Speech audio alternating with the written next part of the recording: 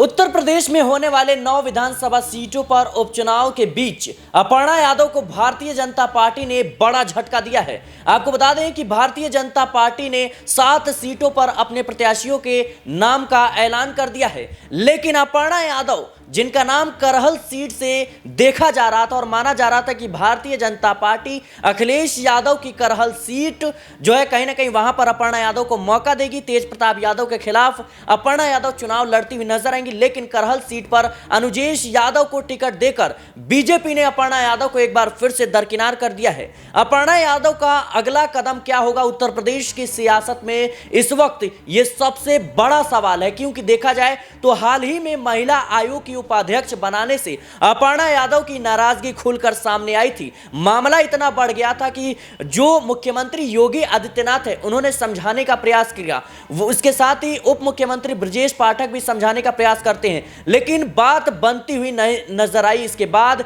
गृह मंत्री अमित शाह से फोन पर बात होती है, फिर जाकर जो अपर्णा यादव है वो पद ग्रहण करने पर राजी होती हैं और अपर्णा यादव की उस वक्त जो संपर्क थे वो शिवपाल सिंह यादव से थे और माना जा रहा था कि वो समाजवादी पार्टी में वापसी करेंगी। लेकिन एक बार आपको वो लिस्ट दिखा देते हैं जिस तरीके से भारतीय जनता पार्टी 9 सीटों के उपचुनाव को लेकर 7 सीटों पर अपने प्रत्याशियों का ऐलान किया है।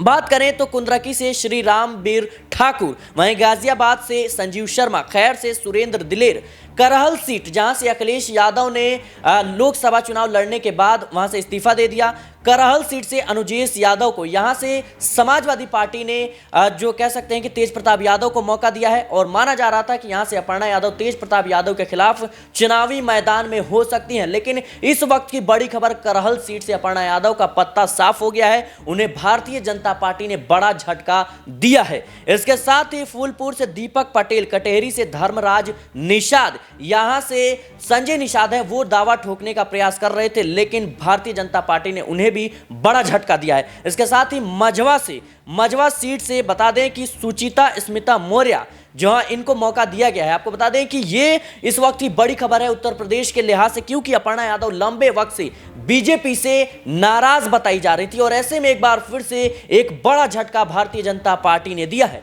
अब बड़ा सवाल यह है कि अपर्णा यादव का अगला कदम क्या होने वाला है। क्या वो शिवपाल सिंह यादव के संपर्क में रहने वाली है, क्या वो समाजवादी पार्टी का रुख करेंगी, या फिर वो इंतजार कर रही हैं साल 2027 के विधानसभा चुनाव के। सीधे चलते हैं, नाजमीन हमारे साथ मौजूद है। नाजमीन, कैसे देख रहे हैं आप जिस तरीके से तमाम जो उत्तर प्रदेश की सियासत को लेकर कयास लगाए जा रहे थे कि अपर्णा यादव पर बीजेपी इस बार दाव खेलेगी करहल सीट से, लेकिन करहल सीट पर अनुजेश यादव है, उनको मौका दिया गया है, वो भी यादव परिवार का हिस्सा है। ऐसे में बड़ा सवाल यह है कि अपर्णा यादव के पास क्या रास्ते हैं, क्या बाकी जो 2 सीटें बचती हैं यहां से अपर्णा यादव को बीजेपी मौका दे सकते हैं, या फिर अपर्णा यादव अब समाजवादी पार्टी का रुख करती हुई नजर आएंगी। कैसे देख रहे हैं आप? देखिए, भारतीय जनता पार्टी की लिस्ट जारी होने के साथ ही भारतीय जनता पार्टी पर 2 सवाल खड़े हो जाते हैं। पहला सवाल कि आप भी परिवार के हिस्से को ही चुनावी मैदान में उतार रहे हैं, आप खुद परिवार के खिलाफ परिवार को उतारने की रणनीति बना रहे हैं, तो इसमें अपर्णा यादव का नाम शामिल क्यों नहीं है? आखिरकार अपर्णा यादव से ज़्यादा जो तवज्जो दी गई अनुजेश यादव को क्यों दी गई? अनुजेश यादव के बारे में बता दें कि धर्मेंद्र यादव जो हैं उनके जीजा हैं, वो पारिवारिक रिश्ता यहाँ पर माना जाता है। दूसरी बात यादव चेहरा है। यादव चेहरे की बात करें तो 1.5 लाख के करीब आबादी करहल विधानसभा सीट पर मानी जाती है और इसके आधार पर तेज प्रताप यादव को समाजवादी पार्टी ने टिकट दिया है, जो मैनपुरी से लोकसभा का चुनाव भी जीत चुके हैं। और इसी आधार पर कहा जा रहा है कि मैनपुरी के अंदर ही करहल विधानसभा सीट आती है तो तेज प्रताप यादव के लिए जीतना आसान हो जाएगा। लेकिन भारतीय जनता पार्टी को किसी यादव चेहरे को ही उतारना था, तो इसमें अपर्णा यादव का नाम शामिल क्यों नहीं है? इसलिए 2 सवाल यहाँ पर हैं। एक तो परिवार का हिस्सा अपर्णा यादव भी है, दूसरा यादव चेहरा भी है। आखिरकार भरोसा क्यों नहीं किया गया? आप देखिए, लंबा समय बीत जाता है, अपर्णा यादव को जगह नहीं मिलती है। यहाँ पर खुद अपर्णा यादव कहती हैं कि जब मैं भारतीय जनता पार्टी में गई थी, स्वर्गीय मुलायम सिंह यादव के आशीर्वादों के साथ गई थी और खुद मुझे समाजवादी पार्टी के तहत दरकिनार नहीं किया गया था, मुझे तो आज भी सम्मान किया जाता है। अपर्णा यादव के तहत हम देखें तो लोकसभा चुनाव में अपने ही परिवार के खिलाफ चुनाव लड़ने से अपर्णा यादव ने इनकार कर दिया था। प्रचार प्रसार में भी वो ना मैनपुरी पर पर दिखाई दी, ना ही वो कन्नौज पर दिखाई दी, ना ही आप तमाम और लोकसभा सीटों पर जिक्र कर सकते हैं। कहीं भी यहाँ पर अपर्णा यादव प्रचार प्रसार नहीं करने पहुंची, क्योंकि भारतीय जनता पार्टी ने उन्हें प्रचारक बनाया ही नहीं। यानी कि भारतीय जनता पार्टी के लिए प्रचारक के रूप में भी अपर्णा यादव की जगह नजर नहीं आती है। तो क्या उपचुनावों में प्रचारक बना सकते हैं? अगर बनाएंगे तो सबसे बड़ा धोखा और सबसे बड़ा अपमान तो अपर्णा यादव को लोकसभा चुनाव में स्टार प्रचारकों की लिस्ट में शामिल किया गया था, लेकिन उन्हें चुनावी मैदान में नहीं उतारा गया। हालांकि कई मौकों पर वो बयान दे चुकी हैं कि मैं कह सकती हूं कि किसी भी सीट से लड़ सकती हूं, लेकिन परिवार के खिलाफ नहीं लड़ूंगी। तो क्या अपर्णा यादव ने पहले से ही ये मन बना रखा था कि मेरे लिए अगर भारतीय जनता पार्टी बेहतर मौके नहीं तलाश करती है तो फिर मैं कहीं ना कहीं अपने लिए दूसरे विकल्प खोल कर रखती हूं, मैं परिवार के साथ भविष्य में जा सकती हूं? कहीं ना कहीं अपर्णा यादव इस तमाम बयानों के जरिए अखिलेश यादव को संदेश देना चाहती थी। देखिए, अखिलेश यादव के जरिए भी कई बार संकेत दिए गए हैं और अपर्णा यादव के जो रुख हैं, जो बार बार ये दर्शाते हैं कि वो भाजपा के साथ तो हैं, लेकिन उनका मन भाजपा के साथ नहीं है। वो लोकसभा चुनाव के मद्देनजर, जैसे आपने जिक्र किया, जैसे मैंने बताया कि वो अपने ही परिवार के खिलाफ चुनाव नहीं लड़ना चाहती थी, अपने ही परिवार के खिलाफ प्रचार नहीं करना चाहती थी। अब देखिए कि भारतीय जनता पार्टी के तहत जब उन्हें उत्तर प्रदेश की महिला आयोग का उपाध्यक्ष बनाया गया तो उस पद को ग्रहण करने के लिए तैयार अपर्णा यादव नजर नहीं आई। अपर्णा यादव ने साफ तौर पर कह दिया कि ये मेरे कद के अनुसार पद नहीं है, यानी कि भारतीय जनता पार्टी ने उनका अपमान किया है उपाध्यक्ष बनाकर। लेकिन जो मीटिंग हुई उसमें सुलह होती हुई नजर आई। इस लिहाज से कहा गया कि क्या अपर्णा यादव की जो मुलाकात अपने पति प्रतीक संग योगी आदित्यनाथ से हुई है, क्या इस मुलाकात में उपचुनाव में चुनाव लड़ने को लेकर भी है? लेकिन देखा जाए तो इस मीटिंग का भी कोई नतीजा नहीं निकलता है, या कहें कि अगर उस मीटिंग में जो फैसला हुआ होगा, इस फैसले के खिलाफ भारतीय जनता पार्टी ने अपना रुख आजमाया, यानी कि धोखा यहाँ पर अपर्णा यादव को भारतीय जनता पार्टी ने दिया है। तो इस आधार पर देखें तो अपर्णा यादव के लिए मौका बच जाता है कि सपा में चली जाए, क्योंकि शिवपाल यादव से मुलाकात वो हर मौके पर करती हैं। लोकसभा चुनाव की शुरुआत से पहले वो शिवपाल यादव से उनके आवास पर मुलाकात करती हुई नजर आई। अब उपाध्यक्ष बनाया गया, तब शिवपाल यादव से मुलाकात करती हुई नजर आई। शिवपाल यादव ने खुद ये कहा कि अपर्णा यादव भारतीय जनता पार्टी का मात्र भर हिस्सा हैं, लेकिन उनका दिल, मन और या कहें उनके संस्कार अभी भी समाजवादी पार्टी के यादव परिवार के हैं। और यही आधार है कि आज भी शिवपाल यादव ये भी कहते हुए नजर आए थे कि भारतीय जनता पार्टी किसी को भी उतार देगी करहल विधानसभा सीट पर, और वही हुआ।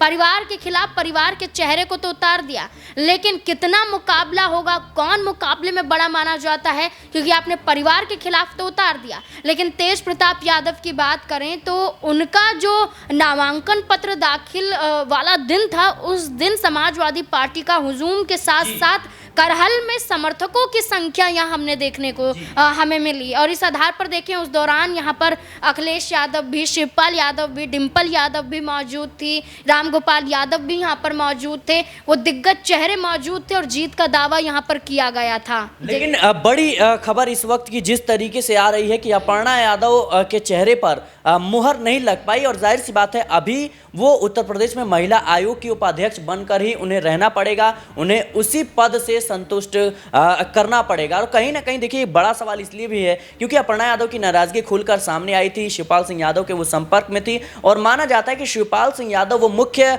किरदार निभा सकते हैं जिसके तहत अपर्णा यादव की समाजवादी पार्टी में वापसी हो सकती है। लेकिन नाज़मीन, मेरा ये सवाल रहेगा आपसे कि जिस तरीके से अभी पूरा का पूरा ये उपचुनाव को लेकर भारतीय जनता पार्टी माहौल बना रही है, और जिस तरीके से अखिलेश यादव ने लोकसभा चुनाव में बेहतर प्रदर्शन किया, इंडिया गठबंधन ने बेहतर प्रदर्शन किया, क्या इसको देखते हुए अपर्णा यादव पर दाव नहीं खेलना चाहिए था? क्या जिस तरीके से जो खुलकर चीजें सामने आती कि अपर्णा यादव को बीजेपी चाहती है उनके परिवार के खिलाफ चुनाव लड़ाना, लेकिन अपर्णा यादव ये नहीं चाहती कि वो अपने परिवार के खिलाफ चुनाव लड़ें, तो क्या इन तमाम दांव पेच के बीच अब बीजेपी और अपर्णा यादव दोनों ही फंसते हुए नजर आ रही हैं? देखिए, अगर हम बात करें 2022 के विधानसभा चुनाव की, तो 2022 के विधानसभा चुनाव से पहले ही अपर्णा यादव भारतीय जनता पार्टी में शामिल हो गई थी। अगर भारतीय जनता पार्टी चाहती तो इस चेहरे का इस्तेमाल बखूबी किया जा सकता था चुनाव में अधिक सीटों पर जीत हासिल करने के लिए, समाजवादी पार्टी से मुकाबला करने के लिए, क्योंकि अपर्णा यादव हाल ही में परिवार परिवार से अलग हुई थी 2022 में। मुलायम सिंह यादव भी उस दौरान मौजूद थे, अखिलेश यादव की भी भूमिका थी, अपर्णा यादव का एक कद माना जाता था। ये कहा जाता था कि मुलायम सिंह यादव के लिए जो सबसे ज़्यादा प्रिय था वो ना अखिलेश यादव, ना प्रतीक यादव, ना डिम्पल यादव, बल्कि अपर्णा यादव थी। वो उनकी देखभाल के साथ हर मायनों में उनके साथ खड़ी रही, चाहे प्रचार प्रसार करना हो, चाहे उनके साथ चुनावी रणनीति तैयार करनी हो।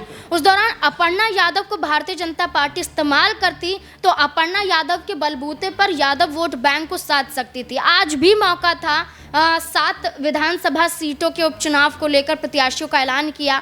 भारतीय जनता पार्टी को उम्मीदवार के रूप में करहल पर अपर्णा यादव को उतारना चाहिए था। सबसे बड़ी गलती भारतीय जनता पार्टी की होती है कि उत्तर प्रदेश में अति आत्मविश्वास में नजर आ रही है, और यही शब्दों का इस्तेमाल खुद मुख्यमंत्री योगी आदित्यनाथ ने किया था। और यही हमने कलह देखी केशव प्रसाद मौर्य और यहाँ पर योगी आदित्यनाथ के बीच में, जब मुख्यमंत्री कुर्सी को लेकर ये दावा किया गया कि ये चेहरा है जिसकी वजह से उत्तर प्रदेश में हम हारे हैं, लेकिन योगी आदित्यनाथ अति आत्मविश्वास बताते हैं। लेकिन सबसे बड़ी जो कमी नजर आई है आलाकमान की, योगी आदित्यनाथ के जरिए जो फैसला यहाँ पर उम्मीदवारों को लेकर लिया गया है, इसमें अपर्णा यादव का नाम न शामिल करना एक बड़ी वजह बताई जा रही है। अब ये कहा जा रहा है कि 2027 का विधानसभा चुनाव अभी बेहद दूर है। ऐसे में अपर्णा यादव के पास कई मौके आएंगे कि वो सपा के साथ जुड़ जाएं, और सबसे बड़ा मौका तो हाल फिलहाल में आप देख ही रहे हैं कि नाम तो किसी भी सीट पर अपर्णा यादव का उतारा नहीं, और इस आधार पर देखें तो 2 सीटें यहाँ पर जो भारतीय जनता पार्टी छोड़ती हुई नजर आई, इसमें कहीं ना कहीं उनकी सहयोगी दलों को भी झटका लगता हुआ नजर आएगा। यानी कि एक तीर से 2 निशाने भारतीय जनता पार्टी ने किए तो हैं, लेकिन अपनों को ही नाराज करने के आधार पर वो देखे जा रहे हैं। जी बिल्कुल दर्शकों, इस वक्त जिस तरीके से उत्तर प्रदेश में खास तौर पर उपचुनाव को लेकर माहौल बना हुआ है और पूरी तरीके से योगी आदित्यनाथ ने कमान जो है उपचुनाव की अपने हाथ में ले रखी है, और ऐसे में माना जा रहा था कि जो कह सकते हैं योगी आदित्यनाथ और अपर्णा यादव के बीच मुलाकात हुई थी, उस मुलाकात में सीटों को लेकर, उपचुनाव को लेकर जरूर बात हुई होगी। लेकिन जिस तरीके से अब ये लिस्ट सामने खुलकर आई है, जाहिर सी बात है अपर्णा यादव का कह सकते हैं कि जो सपना था वो टूटता हुआ नजर आएगा, और साथ ही अपर्णा यादव की जो चाहत थी कि वो राजनीति में कदम रखती हुई नजर आए और भारतीय जनता पार्टी के टिकट पर चुनाव लड़ती हुई नजर आए, ऐसा अभी होना संभव नहीं है, क्योंकि उपचुनाव में उनका पत्ता साफ हो गया है, उनको टिकट नहीं मिला है। देखना होगा कि अपर्णा यादव पर जो बाकी की 2 सीटें बची है वहां पर बीजेपी जो है उनके ऊपर दांव खेलती हुई नजर आएगी, या फिर कहीं ना कहीं अब अपर्णा यादव आने वाले समय में भारतीय जनता पार्टी से बगावत करके समाजवादी पार्टी में वापसी करती हुई नजर आएंगी, क्योंकि कई सवाल इस उपचुनाव को लेकर लगातार उठ रहे हैं। एक तरफ देखा जाए समाजवादी पार्टी लगातार तैयारियों में है, लेकिन अनुजेश प्रताप यादव को टिकट देकर करहल सीट से कहीं ना कहीं बीजेपी ने अपर्णा यादव को साइडलाइन करने का काम जरूर किया है। फिलहाल के लिए इस रिपोर्ट में इतना ही। देश और दुनिया की तमाम खबरों के लिए बने रहे नेक्स्ट 9 पॉलिटिकल बाइट के साथ।